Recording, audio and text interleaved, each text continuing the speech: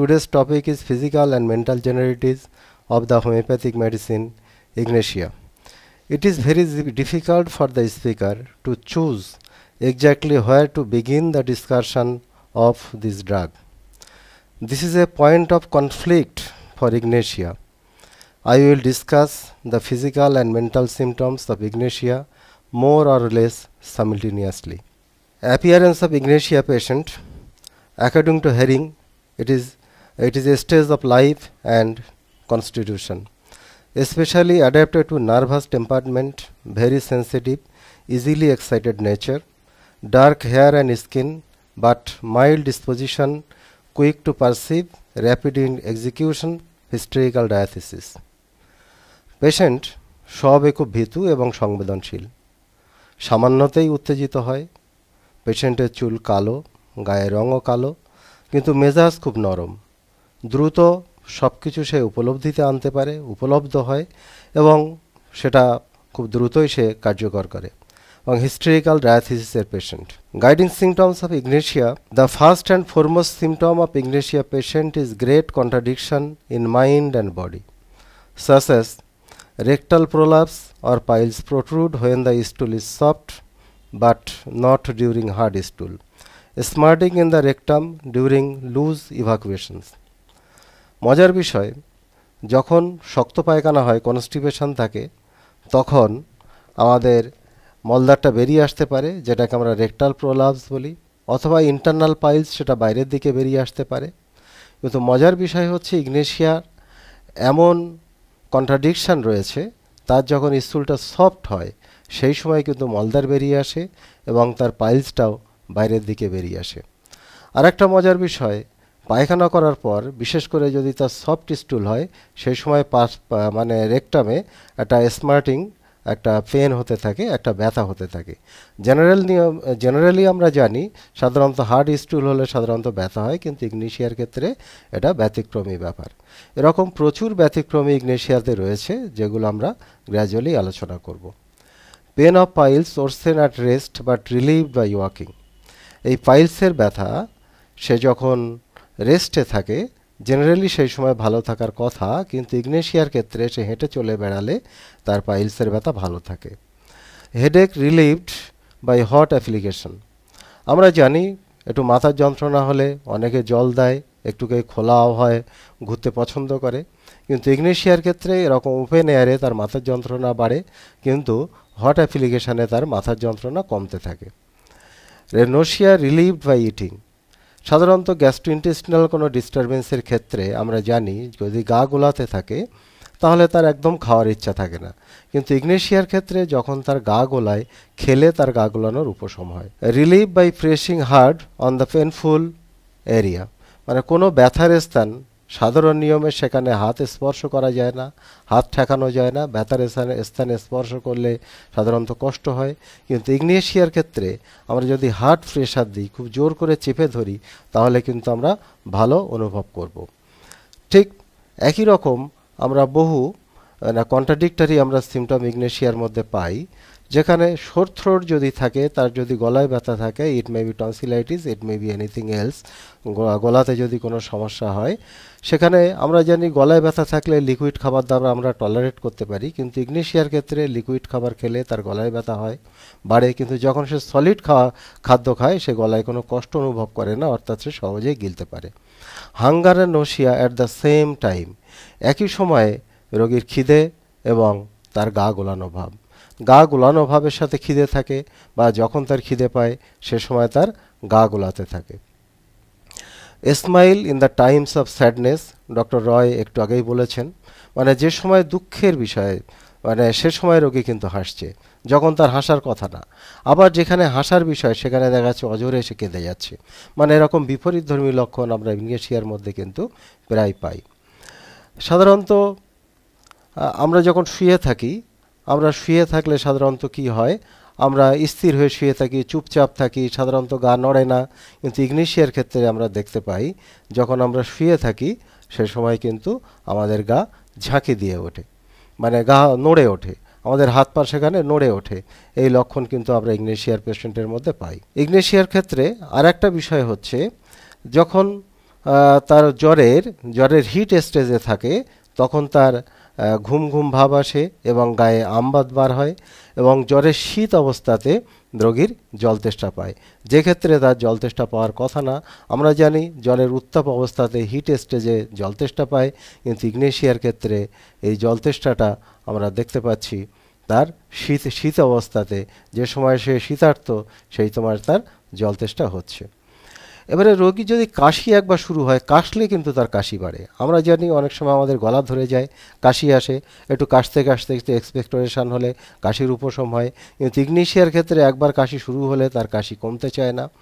এবারে কাশিটা তার রিলিভ বাই লাইং ডাউন, সে শুয়ে পড়লে তার কাশি বাড়ে। আমরা জেনারেল নিয়মে জানি কাশি সাধারণত শুলে বাড়ে, কিন্তু ইগনেশিয়ার ক্ষেত্রে কাশি শুলে কমে যায় এবং গরম খাবার দাবার খেলে ইগনেশিয়ার কাশি আরও বৃদ্ধি পায়। আচ্ছা, roaring in ears relieve by music, কানের মধ্যে যখন কোনো টিনিটাস হতে থাকে, কানের মধ্যে যখন কোনো আওয়াজ হতে থাকে, সেক্ষেত্রে যদি কোনো মিউজিক শোনে, কোনো হইহট্টগোলের মধ্যে যদি রোগী থাকে, তাহলে সেটা তার উপশম হয়। এগুলো ইগনেশিয়ার কিন্তু সব ব্যতিক্রমী লক্ষণ। Empty feeling in the stomach not relieved by eating, এই তার পেটের মধ্যে তার স্টোমাকে মানে এপিগ্যাস্ট্রিয়ামে একটা শূন্যতা বোধ পেশেন্টের রয়েছে, কিন্তু এই শূন্যতা বোধের উপশম হয় না খাবার দাবার খেলে। আর সেক্সুয়াল ডিজায়ার উইথ ইম্পোটেন্সি, রোগীর যে সময় ইম্পোটেন্সি ডেভেলপ করে সেই সময় কিন্তু তার সেক্সুয়াল ডিজায়ার বাড়ে, এটাও বিপরীতধর্মী। সাধারণত তার সেক্সুয়াল ডিজায়ার যৌন ইচ্ছা সাধারণত কমে যায় যখন তার ধ্বজভঙ্গ আসে, কিন্তু ইগনেশিয়ার ক্ষেত্রে ধ্বজভঙ্গের সময় তার যৌন ইচ্ছা বাড়ে, কিন্তু সে যৌন মানে সেক্সুয়াল অ্যাক্টে সে অপারক হয়ে যায়। ইগনেশিয়ার আরেকটা বিষয় যেটা আমি বলেছি, মানে সে যখন শুয়ে থাকলে ঘুমের মধ্যে থাকলে তার হাত পা কেঁপে ওঠে, হাত পা কিন্তু নড়ে ওঠে, এটা ইগনেশিয়ার একটা বড় বৈশিষ্ট্য। ইগনেশিয়ার পেশেন্ট যখন খাওয়ার সময় তার নাকের মাথাতে অথবা মুখের সামান্য স্থানে ঘাম দেখতে পাওয়া যায়। Ignatia patient can not bear tobacco, একদম সে তামাক পছন্দ করে না। এই তামাক খেলে বা স্মোকিং করলে তার অনেক কষ্ট বেড়ে যায়, তার মধ্যে মাথার যন্ত্রণা, তার হিক্কপ হতে থাকে, তার গা গোলাতে থাকে, তার প্রচুর দরদর করে ঘাম হতে থাকে, এমনকি এই তার পেটে ব্যথাও হতে থাকে যদি সে টোবাকো নেয়, যদি সে স্মোকিং করে। ইগনেশিয়ার যখন সে কোনো কিছু খায়, যখন কিছু চিবাতে থাকে, তখন দেখা যাচ্ছে সে জিভে কামড় খায় বা এই মুখের সাইডে সে কিন্তু কামড় খায়, এটা ইগনেশিয়ার একটা বড় বৈশিষ্ট্য। ইগনেশিয়ার ব্যথাটা সামান্য পরিসরে গোল করে ব্যথা হতে থাকে এবং ব্যথাটা এতটা মানে কম জায়গাতে যেটা আঙুলের মাথা দিয়েও সেই জায়গাটাকে আমরা নির্দেশ করতে পারি, এই ক্যালিবারের মতো এরকম ব্যথা ইগনেশিয়া পেশেন্টের মধ্যে কিন্তু আমরা দেখতে পাই। এবার ইগনেশিয়ার প্রত্যেকটা সমস্যার একই সময়ে, প্রত্যেক দিন একই সময়ে ইগনেশিয়ার কষ্টগুলো সাধারণত কিন্তু বাড়ে। এবার আমরা ইগনেশিয়া যদি ফিজিক্যাল জেনারেটিভস নিয়ে আমরা কথা বলি, তাহলে আমরা প্রথমে অ্যাপিয়ারেন্স দেখব। অ্যাপিয়ারেন্সটা অলরেডি আমরা আগেই আলোচনা করেছি, সুতরাং এটা আর আমরা বলছি না। এবার ইগনেশিয়ার অ্যাপিটাইটের মধ্যে আমরা দেখব পাঞ্জেন্স টু ফুড অ্যান্ড ড্রিঙ্ক, তার খাবার দাবারে এক খুবই অরুচি, সে কোনো পানীয় খেতে চায় না, সে কোনো খাবার খেতে চায় না, তাতে তার অরুচি আসে, specially to milk, meat, cooked foods and tobacco smoke. সে সাধারণত দুধ, মাংস, রান্না করা খাবার দাবার এবং কোনো টোবাকো বা কোনো তামাক জাতীয় কিছু বা ধূমপান সে একদম পছন্দ করে না। ওয়ান্ট অফ অ্যাপিটাইট, তার একদম খিদে থাকে না, অ্যান্ড স্প্রিডি স্যাটিটি, মানে সামান্য দু এক গাল খেলেই তার পরিতৃপ্তি আসে, এরকম পরিতৃপ্তি আমরা লাইকোপোডিয়ামের মধ্যেও কিন্তু পেয়েছি।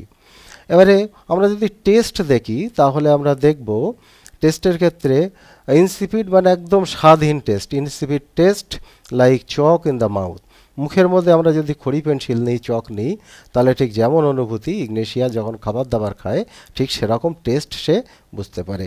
এছাড়া আমরা মুখের মধ্যে সাওয়ার টেস্ট দেখতে পাই, সাওয়ার ইরাকটেশন হয়, টক ঢেকুর উঠতে থাকে রোগীর। স্যালাইভা টেস্ট, মুখে যে লালার টেস্টও কিন্তু সাওয়ার হয়। এবারে কখনো সখনো মুখের টেস্টটা তিতো হয় এবং বাজে হয়ে যায় যদি সে বিয়ার খায়, যদি সে মদ্যপান করে মুখের স্বাদটা তার তিতো হয়ে যায়, এটা ইগনেশিয়াতে আমরা পাই। ইগনেশিয়ার যদি পছন্দ অপছন্দ দেখি, তাহলে আমরা দেখব desire for cold food, acid things, onion, fruit, bread, butter, great variety of indigestible thing and wants to be alone. তার খাবার দাবারের মধ্যে সে পছন্দ করছে কি তার পছন্দের মধ্যে পড়ছে যে কোনো টক জাতীয় খাবার, যে কোনো ঠান্ডা খাবার, পেঁয়াজ, ফল, রুটি, বাটার, মাখন এবং বিভিন্ন রকম খাবার যেগুলো হজম হয় না, ইনডাইজেস্টেবল থিং, যেমন চক, মাটি ইত্যাদি, এগুলো ইগনেশিয়া পেশেন্ট কিন্তু মুখে দিতে পছন্দ করে। এবং সর্বোপরি তার একটা মেন্টাল সিমটমস রয়েছে, সে একা থাকতে পছন্দ করে। এটা ইগনেশিয়ার কিন্তু একটা বড় বৈশিষ্ট্য। যখন মেন্টাল জেনারেল আমরা বলবো সেই সময় এটা বিস্তারিত আলোচনা হবে। তার অনিচ্ছার মধ্যে আমরা দেখতে পাই সে একদম কাজকাম করতে চায় না, aversion to work and mental exertion, কোনো মানসিক পরিশ্রম, কোনো কাজকাম তার একদম অপছন্দ। Dislike to wine and brandy, সে কোনো ওই মদ্যপান করতে একদম অপছন্দ করে। Extreme aversion to tobacco smoke, আগেই আলোচনা করেছি, সে ধূমপান করতে একদম পছন্দ করে না, ধূমপান করলে তার বিভিন্ন রকম কষ্ট হয়। মাংস পছন্দ করে না, দুধ পছন্দ করে না, ওয়ার্ম ফুড এবং ওপেন এয়ার তার একদম অপছন্দ। আমরা ইগনেশিয়ার যদি টাং দেখি তাহলে দেখব tongue is moist loaded with a white coating, মানে জিভটা সাদা। যেমন সাদা আমরা ওই এন্টিম ক্রুডের মধ্যে দেখতে পাই, যেমন সাদা আমরা ব্রাইনিয়ার ক্ষেত্রে দেখতে পাই, আমরা ইগনেশিয়াতেও কিন্তু সেরকম জিভটা সাদা দেখতে পাই, এটা ক্লার্ক বলেছেন। যদি আমরা ইগনেশিয়ার জলতেষ্টা দেখি তাহলে জ্বরের শীত অবস্থাতে ইগনেশিয়া কিন্তু জল খেতে পছন্দ করে। এই ইগনেশিয়ার সব কিছু কিন্তু একটু বিপরীত ব্যাপার রয়েছে, যে সময় যেটা হওয়ার কথা না সেই সময় সেটা করে। জ্বরের শীত অবস্থাতে ইগনেশিয়ার জলতেষ্টা দেখতে পাওয়া যায়, জ্বরের হিট অবস্থাতে তার একদম জলতেষ্টা থাকে না, এটা ইগনেশিয়ার কিন্তু একটা বৈশিষ্ট্য। আমরা যদি ইগনেশিয়ার সোয়েট দেখি তাহলে দেখতে পাবো ছোট্ট পরিসরে ইগনেশিয়ার ঘাম হয়, স্পেশালি হোয়াইল ইটিং, যখন সে খাওয়া দাওয়া করে সেই সময় মুখের সামান্য স্থানে বা নাকের সামান্য জায়গাতে তার ঘাম হতে থাকে। স্টুল অ্যান্ড রেকটাম যদি আমরা দেখি তাহলে দেখতে পাবো ইগনেশিয়ার ফেসেস, মানে স্টুল yellowish whitish of a very large size, অনেকটা লম্বা, অনেকটা মোটা এবং যেটাকে আমরা নেয়ার বলি এরকম টাইপের পায়খানা।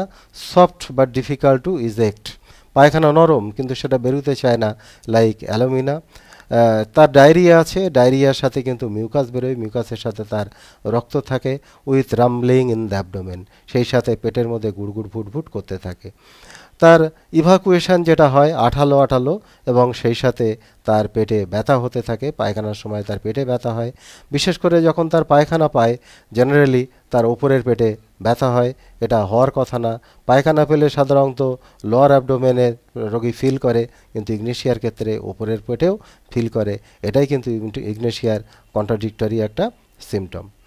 এবারে ইগনেশিয়ার খুবই আর্জেন্সি থাকে, ডিজায়ার থাকে স্টুলের জন্যে, সেটা সন্ধ্যের দিকে বাড়ে এবং সেই সময় পেটের উপরের অংশে কিন্তু ইগনেশিয়ার একটা ব্যথা হয় এবং এই যে ব্যথাটা বারবার তার পায়খানা পায় কিন্তু পায়খানায় গেলেও তার পায়খানা হতে চায় না, এটা অনেকটা নাক্সভূমিকার মতো লক্ষণ এবং সামান্য কোদ দিলে তার রেকটামটা বাইরের দিকে বেরিয়ে আসে, ওটা ইগনেশিয়ার কিন্তু বৈশিষ্ট্য। ইগনেশিয়ার কনস্টিপেশন আছে, এই কনস্টিপেশন জেনারেলি তার যদি ঠান্ডা লাগে, সে যদি কোনো গাড়িতে চড়ে তাহলে তার পায়খানা শক্ত হয়ে যায়, কষে যায়। এবার এই যে hard evacuation with frequent ineffectual efforts, তার যখন পায়খানা শক্ত হয় বারবার তার পায়খানায় যেতে ইচ্ছা করে কিন্তু পায়খানায় গেলে একটা নিষ্ফল মলবেগ, পায়খানায় গেলে পায়খানা থেকে সে উঠে আসতে হয়, তার পায়খানা হয় না।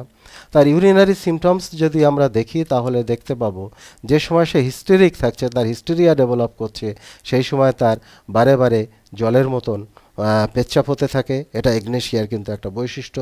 ইগনেশিয়ার আমরা যদি স্লিপ অ্যান্ড ড্রিম দেখি তাহলে আমরা দেখতে পাবো প্রফিউজ অ্যান্ড কোমাটোস স্লিপ, মানে খুবই ঘুম, রোগী গভীর ঘুমে আচ্ছন্ন থাকে উইথ স্ট্রেনোয়াস পাসপিরেশন এবং সেই সাথে তার খুবই একটা কষ্টকর ঘাম হতে থাকে, দেহ ঘামে ভিজে যায়, ঘাম হতে থাকে এবং রোগী গভীর ঘুমে কিন্তু আচ্ছন্ন হতে থাকে। এবং আর একটা ইগনেশিয়ার মজার বিষয় রয়েছে, ইগনেশিয়া যদি দুপুরবেলা শোয় ঘুম থেকে ওঠার পরে তার একটা ভায়োলেন্ট স্পাজমোটিক ইয়িং আমরা দেখতে পাই এবং হাইটা তার এমন ওঠে মনে হচ্ছে যেন তার এই নিচের জয়ে লোয়ার জয়ে তার পেন হতে থাকে, লোয়ার জটা খুলে যাবে এরকম, এবং সেই সাথে চোখ দিয়ে জল পড়তে থাকে। তাহলে এটাকে যদি ছোট্ট করে বলি, দুপুরে ঘুম থেকে ওঠার পর ইগনেশিয়ার চোখ দিয়ে জল পড়ে এবং ঘন ঘন হাই উঠতে থাকে এবং হাই এতটাই বেশি উঠতে থাকে তার লোয়ার জতে ব্যথা হয় এবং মনে হয় লোয়ার জটা ছাড়িয়ে যাবে, এরকম আমরা অবস্থা ইগনেশিয়া পেশেন্টের মধ্যে পাই। ইগনেশিয়ার ভেরি লাইট স্লিপও আছে, খুব হালকা হালকা ঘুম আছে, মানে সে যখন ঘুমায় তখন আশপাশে যা কিছু তার হচ্ছে সেগুলো কিন্তু সে সব বুঝতে পারে, সে শুনতে পায়। স্লিপ ডিস্টার্ব বাই নাইটমেয়ার, তার ঘুমের সমস্যা হয়, তার এই ভয়ানক স্বপ্ন দেখে ঘুমের মধ্যে, এই জন্য তার ঘুমের সমস্যা হয়। তার ঘুমটা ঘুমের মধ্যে বারবার তার স্বপ্ন হয় এবং সে চমকে ওঠে। এবারে ঘুমের মধ্যে সে হাত পা বারে বারে নাড়াতে থাকে। এগুলো আমরা ইগনেশিয়ার ঘুমের বিষয় দেখলাম। এবার আমরা যদি ইগনেশিয়ার একটু কোল্ড অ্যান্ড হিটের আমরা রিলেশন দেখি, ইগনেশিয়া রোগী শীত কাতর, ইগনেশিয়া রোগী গরম কাতর, এটা দেখি, তাহলে এখানে কিন্তু সঠিক আমরা কোনো একটা স্ট্যাম্প লাগাতে পারবো না, বলতে পারবো না ইগনেশিয়া পেশেন্ট শীত কাতর বা ইগনেশিয়া পেশেন্ট গরম কাতর, কারণ এখানে তার এই কন্ট্রাডিক্টরি তার নেচার, এটা ইগনেশিয়ার কিন্তু একটা বড় বড় পরিচায়ক লক্ষণ। এই পরিচায়ক লক্ষণের জন্য কিছু ইগনেশিয়া পেশেন্ট শীত কাতর, কিছু ইগনেশিয়া পেশেন্ট কিন্তু গরম কাতর। তবে এটা বলা যায় Ignatia affected by cold, Ignatia affected by pain, touch, odour, noise etcetera, এই সমস্ত এক্সটার্নাল যে স্টিমুলি তাতে ইগনেশিয়া পেশেন্ট সহজে আক্রান্ত হয়। আমরা যদি ইগনেশিয়ার মেল সেক্সুয়াল অর্গান দেখি তাহলে আমরা দেখব contraction of penis, it becomes quite small, তার পেনিসটা যেন সংকুচিত হয়ে যাচ্ছে এবং সেটাকে ছোট বলে মনে হয়। মোর সেক্সুয়াল ডিজায়ার উইথ ইম্পোটেন্সি, তার যখন ধ্বজভঙ্গ রোগ আসে তখন তার যৌন ইচ্ছা প্রবল থেকে আরও প্রবলতর হয়। Soreness and ulcerative pain combined with itching at margin of prepuce, তার ওই পেনিসের সামনে যে চামড়াটা থাকে সেই সামনের চামড়ায় একটা ঘা হলে যেমন ব্যথা, ঠিক সেরকম ব্যথা থাকে এবং সেই সাথে সেখানে চুলকাতে থাকে, এটা ইগনেশিয়ার একটা বৈশিষ্ট্য।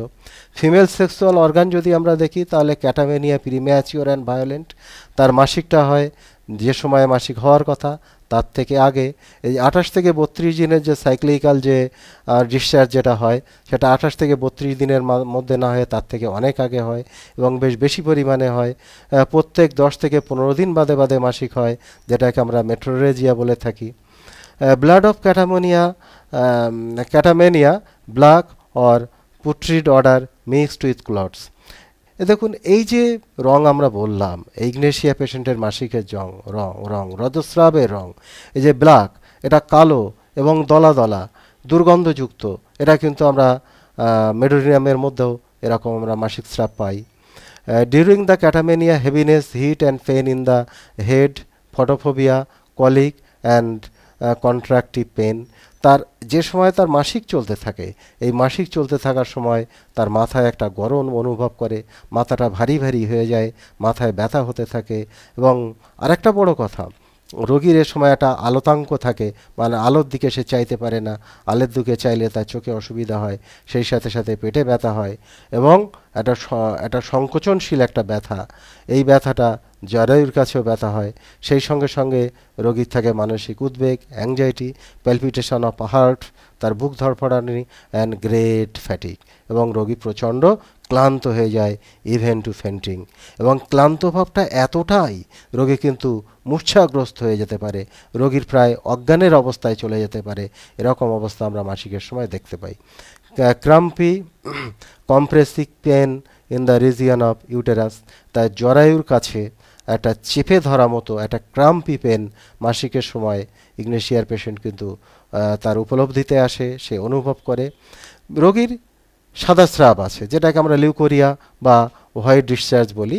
এই হোয়াইট ডিসচার্জটা সাধারণত এই প্রচুর পরিমাণে হয় এবং এই সময় পেটে একটা চেপে ধরার মতো ব্যথা আমরা রোগীর দেখতে পাই। এবার আমরা ইগনেশিয়ার যে প্রধান পরিচায়ক যে বৈশিষ্ট্য, মেন্টাল জেনারেলিটিস অফ ইগনেশিয়া, এটা নিয়ে আমরা আলোচনা করব। এই জায়গাটা খুব ভালো করে আমরা যদি আলোচনা না করি তাহলে কিন্তু ইগনেশিয়ার পেশেন্ট আমরা দেখতে পাবো কিন্তু তাকে ওষুধ দিতে পারবো না। এবার ইগনেশিয়ার এলিমেন্টস ফ্রম তার ইল ইফেক্টস অফ ব্যাড নিউজ, মানে কোনো খারাপ সংবাদ শুনলে সে অসুস্থ হয়ে যায়।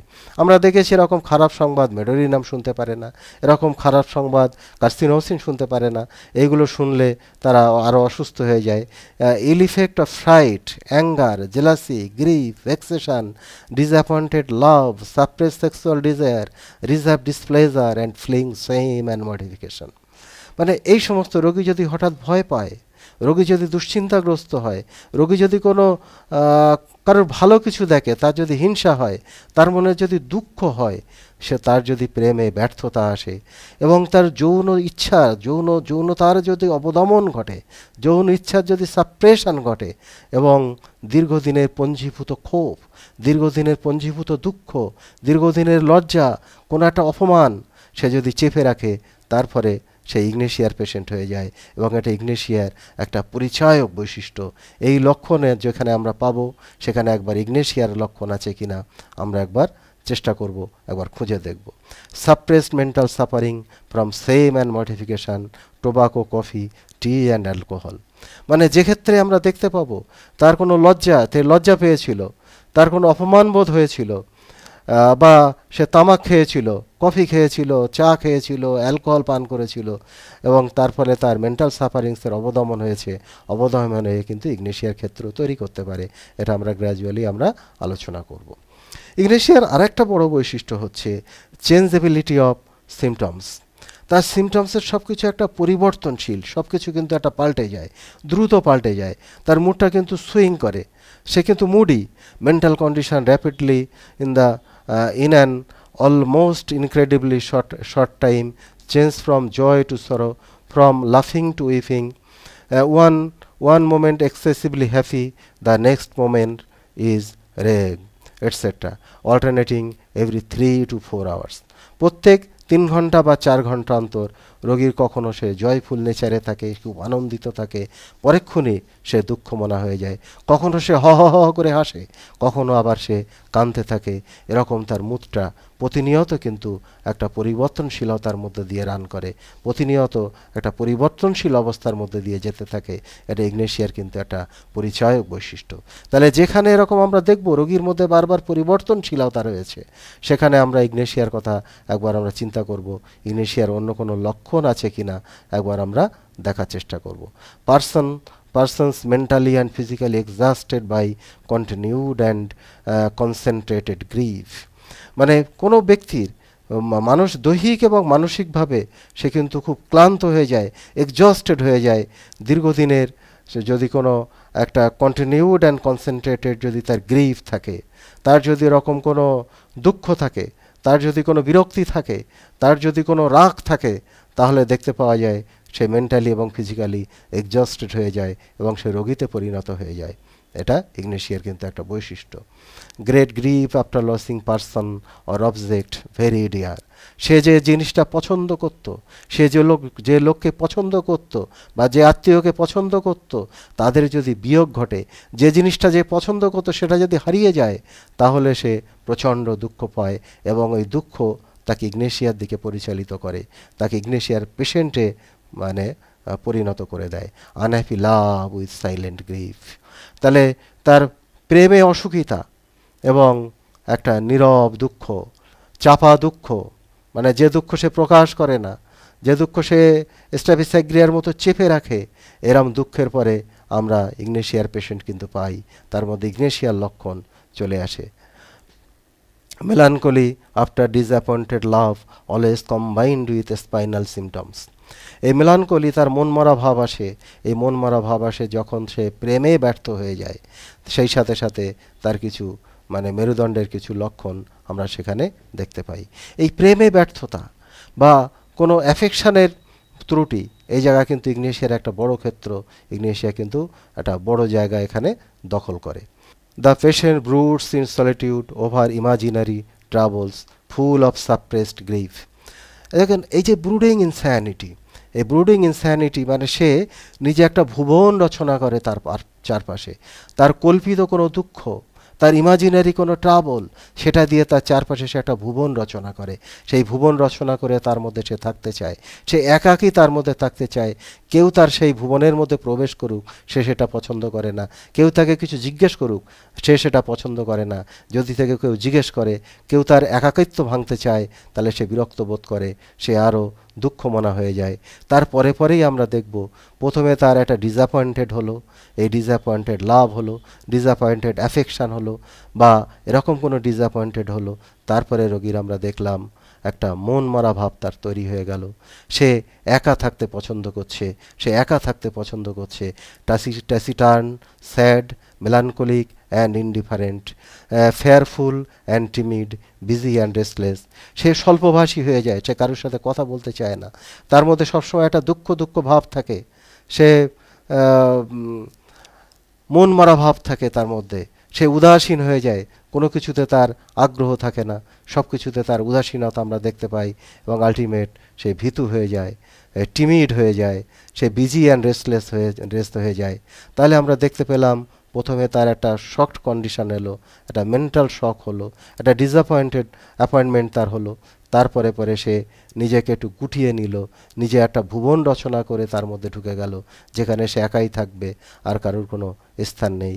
আর সেই যে ডিসঅ্যাপয়েন্টেড হলো সে, সেটা নিয়েই সে সবসময় চিন্তা করবে, অথবা কল্পিত কিছু, এটার পরে যদি এটা হয় তাহলে কি হবে, এরকম কল্পিত কিছুর মধ্যে সে নিজেকে আবৃত রাখে, নিজেকে ঢুকিয়ে রেখে তারপরে কি হয়, সে এবারে ভুল করতে থাকে, commits mistake on talking and writing. এরকম একটা মানসিক অবস্থার পরে দেখতে পাওয়া যায় সে সব কিছুতে ভুল করছে, সে কথা বলতে গেলে ভুল বলছে, লেখার সময় সে ভুল লিখে ফেলছে, মানে এরকম অবস্থা আমরা ইগনেশিয়া পেশেন্টের মধ্যে দেখতে পাই। এবং এই সময় রোগী প্রচণ্ড সেন্সিটিভ হয়, sensitive disposition and hyperacute feeling. রোগী সব এই সময় খুব সংবেদনশীল হয়ে যায় এবং অতি তীব্র অনুভূতি প্রবণ হয়ে যায়। সামান্য কথাতেই সে চটে ওঠে, সামান্য কারণেই সে কাঁদে, সামান্য কারণেই তার মধ্যে হাহাকার দেখতে পাওয়া যায়, সামান্য কারণে তার মধ্যে আর্তনাদ দেখতে পাওয়া যায়, সামান্য কারণে তার মধ্যে ইরিটেবিলিটি আমরা দেখতে পাই। এই জন্য তার পরেই রোগীর মধ্যে আসে আনরিজনেবল হাউস অ্যান্ড ক্রাইজ, মানে কারণহীন হাহাকার, কারণহীন আর্তনাদ, কারণহীন ক্রাই, কান্না, slightest fault finding or contradiction excite anger, very short tempered patient. এই সমস্ত মানসিক ঘাত প্রতিঘাতের পরে রোগীর মধ্যে আমরা দেখতে পাই সে সবার ত্রুটি খুঁজতে চায়, সবার ত্রুটি খুঁজে সে বেড়ায়, তার মধ্যে একটা দ্বন্দ্ব কাজ করে, সে সহজেই রেগে যায় এবং যে আগে খুব নরম স্বভাবের ছিল সে শর্ট টেম্পার্ড পেশেন্ট হয়ে যায়। এটা ইগনেশিয়ার কিন্তু একটা বৈশিষ্ট্য। তারপরেই আমরা দেখতে পাই slightest blame or contradiction excites him to anger and this make him angry with himself. এই যে বিষয়টা, মানে এই যে সামান্য ব্লেম, স্লাইটেস্ট ব্লেম, সামান্য দোষ অর কন্ট্রাডিকশন বা দ্বন্দ্ব, সামান্য দোষ বা দ্বন্দ্ব রোগীকে রাগিয়ে দেয়, রোগীকে নিজের প্রতি সে বিরক্ত হয়ে যায়। এই অবস্থা আমরা ইগনেশিয়ার পেশেন্টের মধ্যে আমরা পাই। ইনকনস্ট্যান্ট, ইমপেশেন্ট, ইরিসোলুট, কোয়ারেলসাম। রোগী কিন্তু অস্থির, রোগী কিন্তু অধৈর্য, অপ্রতিরোধ্য এবং ঝগড়াটে। রোগী সে চুপচাপ এক জায়গায় থাকতে পারে না, সামান্য বিষয়ে সে চটে ওঠে, সে অধৈর্য হয়ে যায়। সে যখন ঝগড়া করে সে অপ্রতিরোধ্য হয়ে ওঠে। আমরা নাকভূমিকাতে লক্ষণ দেখতে পাই, প্রচণ্ড ঝগড়াটে। এবং ফাইনালি দেখতে পাওয়া যায় এত মেন্টাল বিড়ম্বনা, এত মানসিক ঝঞ্ঝাট, তারপরে there is weakness of memory. তার মধ্যে আমরা দেখতে পাই তার স্মৃতিশক্তির দুর্বলতা এবং অ্যাপ্রিহেন্সিভ ফিলিং, একটা আশঙ্কা, এই বুঝি কিছু একটা হবে, এই বুঝি কিছু একটা হতে চলেছে, এরকম অ্যাপ্রিহেন্সিভ একটা ফিলিং রোগীর মধ্যে আমরা দেখতে পাই। There is a great anxiety as if some unpardonable crime has been committed by her. সে সবসময় একটা উদ্বেগের মধ্যে থাকে, সে যেন কোনো এমন একটা অপরাধ, এমন একটা ক্রাইম করে ফেলবে, ক্ষমার অযোগ্য সে ক্রাইম একটা করে ফেলবে, এরকম সবসময় একটা চিন্তার মধ্যে, একটা গিল্টি ফিলিং রোগীর মধ্যে আমরা দেখতে পাই। Good natured when well but quickly disturb by slightest emotion and easily offended. রোগী যখন ভালো থাকে, যখন এই বিড়ম্বনা থেকে সেখানেকে একটু নিজেকে হালকা করতে পারে, একটু বেরিয়ে আসতে পারে, তখন তার মতো ভালো লোক আর হয় না। কিন্তু সামান্য কোনো খুঁটিনাটি বিষয়, সামান্য কোনো ডিস্টারবেন্স, সামান্য কোনো ইমোশন, কোনো আবেগ তাকে আবার রাগিয়ে তোলে, সে আবার আগের জায়গায় ফিরে যায়, desire to be alone and moody. রোগী সেই সময় আবার সে নির্জনে চলে যায়, আবার সে মুডি হয়ে যায়, সে নিজের রচিত ভুবনে, কল্পিত ভুবনে, দুঃখের ভুবনের মধ্যে সে ঢুকিয়ে নেয় নিজেকে, আবার সেই শামুকের খোলকের মধ্যে নিজেকে ঢুকিয়ে নিয়ে একটা মেলানকলিক কন্ডিশনের মধ্যে সে চলে যায় এবং তার মধ্যে সে দিন যাপন করতে থাকে। ইনভলেন্টারি সাইং, তার মধ্যে একটা অনৈচ্ছিক দীর্ঘশ্বাস আমরা রোগীর মধ্যে দেখতে পাই। এই অনৈচ্ছিক দীর্ঘশ্বাস অনেক ওষুধের মধ্যে আছে। With a weak empty feeling at pit of stomach not relieved by eating. আমরা এই যে দীর্ঘশ্বাস পড়ে, সেই দীর্ঘশ্বাস পড়ার সঙ্গে সঙ্গে আমরা এপিগ্যাস্ট্রিক রিজিয়ানে একটা শূন্যতা, একটা দুর্বলতা, একটা ব্যথা অনুভূতি আমরা রোগীর মধ্যে পাই, এবং যেটা খেলে তার উপশম হয় না, কোনো খাওয়া দাওয়ার পরে এই এমটি ফিলিংয়ের কোনো উপশম হয় না। এই যে ইনভলেন্টারি সাই, এই মানে অনৈচ্ছিক দীর্ঘশ্বাস, এই অনৈচ্ছিক দীর্ঘশ্বাস আপনাকে ইগনেশিয়ার দিকে কিন্তু চালিত করবে। যখন পেশেন্টের আপনি কেস টেকিং করছেন, পেশেন্টের কষ্টের সাথে আপনার কোনো প্যাথোলজিকে কোরিলেট করতে পারছেন না, আপনার একটা গোলমেলে কিছু মনে হচ্ছে, হঠাৎ দেখলেন রোগী আপনার পাশে বসে সে কয়েকটা দীর্ঘশ্বাস ফেললো। এই দীর্ঘশ্বাস কিন্তু আপনার অ্যাটেনশন নিয়ে যাবে ইগনেশিয়ার দিকে, আরও কিছু জিজ্ঞেস করতে, তার মধ্যে এরকম কোনো মেন্টাল কোনো ডিসহারমনি কিছু আছে কিনা, ফ্যামিলি কোনো ডিস্টারবেন্সেস আছে কিনা, ডিসঅ্যাপয়েন্টমেন্ট কিছু আছে কিনা, এগুলো জানার দিকে আপনাকে প্রলুব্ধ করবে। স্বাভাবিকভাবেই আপনি যদি একা পেশেন্টকে একটু জিজ্ঞেস করতে থাকেন, পেশেন্টের মনের মধ্যে যদি আপনি প্রবেশ করতে পারেন, তাহলে দেখবেন আপনার কাছে পেশেন্টের দরজা খুলে যাচ্ছে এবং ইগনেশিয়ার অনেক লক্ষণ আপনার সামনে কিন্তু ভেসে উঠবে। আপনি রোগীকে ইগনেশিয়া দিয়ে তার পূর্ব স্বাস্থ্য ফিরিয়ে আনতে পারবেন। এটাই হচ্ছে জাদু, এটাই হচ্ছে হোমিওপ্যাথির জাদু, যেটা আমরা প্রতিনিয়তই কিন্তু ক্লিনিকে করে থাকি। এই জন্যে যদি আপনি না জানেন তাহলে কিন্তু আপনি দেখতে পাবেন না, কিন্তু আপনি যদি জানেন তাহলে দুটো একটা কথার পরেই কিন্তু রোগীকে আপনি চিনতে পারবেন, রোগীকে আপনি দেখতে পারবেন। এই ইনভলেন্টারি সাই এমন একটা চিহ্ন, এমন একটা সাইন, যেটা আপনাকে সহজেই রোগীকে একটা ভালো ওষুধ প্রদান করতে সাহায্য করবে। Feeling of lump in the throat that can not be swallowed, তার গলার কাছে একটা কোনো কিছু আটকে থাকার একটা অনুভূতি, বারবার রোগী ঢোক গিলতে থাকে, কিন্তু এই ঢোক গিললে সেই আটকে থাকাটা কিন্তু তার উপশম হয় না, সেটা গেলা যায় না। টেন্ডেন্সি টু চোক, গ্লোবাস হিস্ট্রিকাস, গলাটা যেন অবরুদ্ধ হয়ে যাচ্ছে, গলাটা যেন আটকে যাচ্ছে, এটাকে আমরা বলি গ্লোবাস হিস্ট্রিকাস। এই গ্লোবাস হিস্ট্রিকাস কিন্তু একটা সাইকোজেনিক একটা ফ্যাক্টর পেশেন্টের, এটা সোমাটাইজেশন ডিসঅর্ডার আমরা বলি। এই গ্লোবাস হিস্ট্রিকাস কিন্তু আমরা হেনিম্যানের অর্গাননের মধ্যে দেখেছি। হেনিম্যান অর্গাননের মধ্যে ওই মেন্টাল ডিজিজ বলতে গিয়ে একটা বলেছেন সাইকোসোমাটিক ডিসঅর্ডার। এই সাইকোসোমাটিক ডিসঅর্ডারের মধ্যে কিন্তু এটা একটা এই যে গলায় কিছু আটকে যাওয়া, এটা সাইকোসোমাটিক ডিসঅর্ডারের মধ্যে পড়ছে, এবং এটাকেই আমরা বলছি হিস্টেরিয়া। এই হিস্টেরিয়ার পরে পরে কি আসে, রোগীর প্রথমে সে মানসিকভাবে সে আক্রান্ত হলো, তার একটা ডিসঅ্যাপয়েন্টমেন্ট হলো, তার প্রেমে ব্যর্থতা এলো, সে নিজেকে গুটিয়ে নিল, সে একা হয়ে গেল, সে মুডি হয়ে গেল, তার দীর্ঘশ্বাস পড়তে থাকলো। এই দীর্ঘশ্বাসই আপনাকে বলে দেবে এর পিছনে কোনো কারণ রয়েছে। তারপরে গলায় তার লাম্প এলো, এবং তারপরে দেখতে পাওয়া গেল আরও যদি সেটা এগিয়ে যায়, আরও যদি প্রোগ্রেসিভ ওয়েতে যদি সে পেশেন্ট এগুতে থাকে, তাহলে আমরা হিস্টেরিক কনভালশন, আমরা একটা খিঁচুনি সেখানে দেখতে পাবো। এই খিঁচুনির সময় রোগী কিন্তু অচৈতন্য হয়ে যাবে, কিন্তু তার সেন্স থাকবে, তার চোখের পাতা দেখা যাচ্ছে। আপনি কোনো কিছু দিয়ে, একটা হালকা কিছু দিয়ে, তুলো দিয়ে যদি টাচ করেন, তা সেখানে ব্লিঙ্কিং আপনি দেখতে পাবেন। এরকম অবস্থা আমরা রোগীর মধ্যে পাই। এখানে আপনি ওষুধ দিয়ে দ্রুতই তাকে কিন্তু আপনি ভালো করতে পারবেন। Over sensitiveness to all external impression such as pain, touch, odour, noise, এটা আমি আগেই আলোচনা করেছি। Child when reprimanded, scolded or sent to be bed get sick and has convulsion in sleep. কোনো বাচ্চাকে যদি আপনি তিরস্কার করেন, তাকে যদি একটু বকাঝকা করেন, বকাঝকা করে যদি আপনি শুইয়ে দেন, তাহলে বাচ্চাটা অসুস্থ হয়ে যায়, এবং তারপরে পরেই দেখতে পাওয়া যায় তার খিঁচুনি হচ্ছে ঘুমের মধ্যে। এটা ক্যামোমিলা, স্ট্যাফিস অ্যাগ্রিয়া এবং আমার ইগনেশিয়ার মধ্যে কিন্তু এটা পাই। অনেক সময় দেখবেন বাচ্চার মা এসে বলবে, ডাক্তারবাবু ওকে বকার পর থেকেই কিন্তু এই ঘটনা ঘটেছে। এবারে ইগনেশিয়ার সমস্ত কষ্ট তার একটা অ্যাগ্রাভেশন আছে।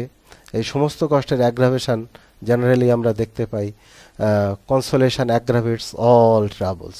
তার সমস্ত কষ্টগুলো সাধারণত কনসোলেশনে, সান্ত্বনা দিলে সমস্ত কষ্টগুলো বাড়ে। রোগীর বিশেষ সেন্সেশন রয়েছে, ওভার সেন্সিটিভনেস টু পেন, তার ব্যথাতে সে খুব অনুভূতিশীল। আমরা যদি জেনারেল মডালিটি দেখি, তাহলে আমরা দেখব সেখানে অ্যাগ্রাভেশনের মধ্যে আছে from tobacco, coffee, alcohol, contact, task, motion, strong order, mental emotion, grief, anger and suppressed mental suffering। এইগুলো থেকে রোগী সাধারণত অসুস্থ অবস্থা আসে। রোগী ভালো থাকে ওয়ার্মতে, হার্ট প্রেশারে, সোয়ালোয়িং অ্যান্ড ওয়াকিং, হাঁটা চলাতে। আমরা যদি এর পিছনে ব্যাকগ্রাউন্ডে যদি মায়াজম আমরা দেখি, তাহলে এতক্ষণ ইগনেশিয়া যে আমরা আলোচনা করলাম, এখানে আমরা যা দেখলাম সবই কিন্তু একটা ফাংশনাল ডিসঅর্ডার। এখানে মেন্টাল লেভেলে এবং দৈহিক লেভেলে যে সমস্ত রয়েছে, এগুলো কোনো অর্গানিক ডিস্ট্রাকশন সেখানে তৈরি করেনি, সব ফাংশনাল প্যাথোলজি তার মধ্যে বর্তমান, যেটাকে আমরা ডাইনামিক প্যাথোলজি বলছি। এর পিছনে রোল থাকে একমাত্র সোরার, এই জন্য ব্যাকগ্রাউন্ডে সোরা রয়েছে। এবারে আমরা যদি ইগনেশিয়ার কয়েকটা পেশেন্টের কথা আমরা দেখি, তাহলে আমরা দেখব ইগনেশিয়ার পেশেন্ট, এই যেমন কিছুদিন আগের কথা বলি, একটা মেয়ে আমার কাছে এসেছিল। সে মাধ্যমিকের টেস্ট পরীক্ষাতে সে একটা এই পরীক্ষা খারাপ করেছে। একটা পরীক্ষা খারাপ করার পরে সে ভাবলো যে আমি আর পাশ করতে পারবো না, ইত্যাদি ইত্যাদি। সে খুব ওটা নিয়ে চিন্তা করলো, খুব দুঃখিত হলো। এই দুঃখিত হওয়ার পরে দেখতে পাওয়া গেল তার হিস্টেরিয়া ডেভেলপ করেছে। তার দীর্ঘশ্বাস পড়ছে, তার গলার কাছে কিছু আটকে যাচ্ছে এবং ঘন ঘন খিঁচুনি হচ্ছে এবং দম আটকে যাচ্ছে, দম লেগে যাচ্ছে, এরকম একটা অবস্থা রোগীর মধ্যে রয়েছে।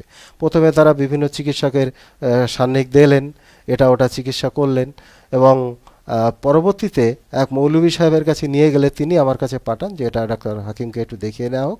আমার কাছে এলে আমি তাকে জিজ্ঞেস করলাম। এবার আমার কাছে যখন এসছে এবং আমার পেশেন্টের বেঞ্চে, সে পেশেন্টের জায়গাতে সে যখন বসে আছে, আবার সে তার এরকম কনভালশনের উপক্রম হলো, বাড়ির লোকজন ধরে ফেললো। তারপরে আমি একটা ইমাজিনারি একটা আমি স্টোরি তার কাছে দাঁড় করালাম, একটা গল্প বললাম, একটা কাল্পনিক গল্প। এই কাল্পনিক গল্প বলতে এই গল্পটাও হতে হবে কিন্তু আপনার হোমিওপ্যাথিক গল্প। কেমন? আমরা জানি সিমিলিয়া সিমিলিবাস কিউরেন্টা, মানে একই জাতীয় জিনিসকে আরোগ্য করবে, তবে মানে যেটা দিয়ে আপনি সারাতে চাচ্ছেন সেটাকে স্ট্রঙ্গার হতে হবে। আমি একটা গল্প করলাম, ঠিক এরকম আমি একজন ছাত্রীকে জানি বা ছাত্রকে জানি যে মাধ্যমিক পরীক্ষা স্ট্যান্ড করার কথা তার, 1 থেকে 2-3-এর মধ্যে বা 10-এর মধ্যে আসার কথা তার, কিন্তু মাধ্যমিক পরীক্ষা দিতে দিতে তার শরীর খারাপ হলো, সে আর পরীক্ষা দিতে পারলো না। সে খুব দুঃখিত হলো, খুব বিষণ্ণ মনা হয়ে পড়লো এবং তারপরে তাকে বলা হলো যে দেখো, তোমার তো সামনে, তোমার বয়স কম, তুমি পরের পরীক্ষাটা আরও ভালো করে দাও, তুমি যেটা করতে চেয়েছিলে তার থেকে যেন ভালো হয়। সে সেটা বুঝলো এবং আরও পড়াশুনো করলো, করে পরবর্তীতে সে বোর্ডের পরীক্ষাতে স্ট্যান্ড করলো এবং সে এখন একটা বড় জায়গাতে পৌঁছে গেছে। এই যে শুনলো সে, এই যে শোনা, মানে আমি আর একটা দুঃখের কথা বললাম, আর একজনের দুঃখ, সে দুঃখটা খুব মারাত্মক। এই দুঃখর কথাটা শোনার পরেই দেখলো সে নড়ে চড়ে বসলো। তারপরে আস্তে আস্তে আমরা তাকে ইগনেশিয়া দিলাম, তারপরে নেট্রামিউ দিলাম, আরও কিছু ওষুধপত্র দিতে হলো। এখন সে একটা ছেলের মা, খুব মহানন্দে সে সংসার করছে। এরকম আরেকটা মেয়ের কথা আমি বলবো, যে প্রেম করেছিল কিন্তু ছেলের বাড়ির লোকজন সে মানেনি, স্বাভাবিকভাবে সে বিয়ে হয়নি, তা নিয়ে খুব সে দুঃখমনা হয়ে যায়, সে খুব কষ্টের মধ্যে থাকে। তারপরে দেখতে পাওয়া যায় তার হিস্টেরিয়া ডেভেলপ করে, ঠিক ওই একই রকমভাবে দীর্ঘশ্বাস, গলা বন্ধ এবং খিঁচুনি এর পিছনে, এবং সেটা চেপে চেপে থাকার পরে আজকে এটা তৈরি হয়েছে। এবং তারপরে তার বাবা আর এক জায়গায় বিয়ে দেয়, কোনো একটা ডাক্তারবাবু বলেন বিয়ে দাও, ঠিক হয়ে যাবে, কিন্তু বিয়ে দেওয়ার পরে দেখতে পাওয়া গেল সেখানেও সংসার হলো না। তারপরে আমার কাছে তাকে নিয়ে এলো, আমি তাকে ইগনেশিয়া দিয়ে চিকিৎসা করছিলাম, রোগী খুব ভালো ছিল। এবার আমি বললাম আমরা না বলা পর্যন্ত বিয়ে দেবে না। তারপরে দেখতে পাওয়া গেল আবার সে বিয়ে দিল। বিয়ে দেওয়ার পরে আবার যখন নিয়ে এলো, কিছুদিন চিকিৎসা গ্যাপ, নিয়ে আসার পরে দেখা গেল তার কষ্ট আবার বেড়েছে, আবার হচ্ছে। তারপরে সেখানেও তার সংসার হলো না, ডিভোর্স হয়ে গেল। পরবর্তীতে বেশ কিছুদিন চিকিৎসা থাকার পরে রোগী ভালো আছে এবং পরবর্তীতে সংসার হয়েছে তার, আবার সে সংসার করছে। এরকম বহু পেশেন্টের কথা বলা যায় যেগুলো ইগনেশিয়া দিয়ে, পরবর্তীতে নেট্রামিউ দিয়ে বা অন্য কোনো ওষুধ দিয়ে তাকে ভালো রাখা সম্ভব হয়েছে। ফাইনালি আর একটা বয়স্ক মহিলার কথা বলে আমি আজকের আমার এই আলোচনা শেষ করব। কিছুদিন আগে আমার হাড়োয়া ক্লিনিকে একটা মধ্যবয়সী মহিলাকে নিয়ে এলো, তার বয়স অ্যারাউন্ড 50। তাকে বাড়ি থেকে ধরে নিয়ে এলো এবং দোতলায় যেহেতু আমার চেম্বার, সিঁড়ি দিয়ে উঁচু করে তাকে আমার পেশেন্ট বেডে শুইয়ে দিল। যেহেতু আমার পুরনো পেশেন্ট, তার বিষয়টা আমি জানি এবং একটু আমি জেনে নিলাম বাড়ি বৌমার সঙ্গে ঝগড়া ঝামেলার পরে তার এই সমস্যা তৈরি হয়েছে। আমি তাকে একটু মানে কাউন্সিলিং করলাম এবং বললাম 10 মিনিটের মধ্যে উঠে বসবে, আপনাদের চিন্তা নেই, আপনারা বাইরে বসুন, আমি অন্য পেশেন্ট দেখতে থাকি। তো ইগনেশিয়া 1M একটা ডোজ আমি খাইয়ে দিলাম। খাইয়ে দেওয়ার পরে আমি অন্য পেশেন্ট দেখতে লাগলাম। দেখা গেল 5 মিনিটের মধ্যে রোগী নড়াচড়া শুরু করলো, তারপরে উঠে বসলো। কারণ আমি এর আগেই বলেছি হিস্টেরিয়া পেশেন্টের কিন্তু সেন্স থাকে, সে সব শুনতে পায়, সব বুঝতে পারে। সে বুঝলো আমার ওষুধ পড়েছে, তাকে আমি কাউন্সিলিং করার কথাবার্তা বললাম, সেটাও কাজ করলো, রোগী কিন্তু সুস্থ হয়ে গেল। এভাবে যদি আমরা একটু চোখ কান খোলা রাখি, আমরা বহু রোগীকে কিন্তু আরোগ্য করাতে পারি এবং সুস্থ করাতে পারি ইগনেশিয়া দিয়ে। Thank you all.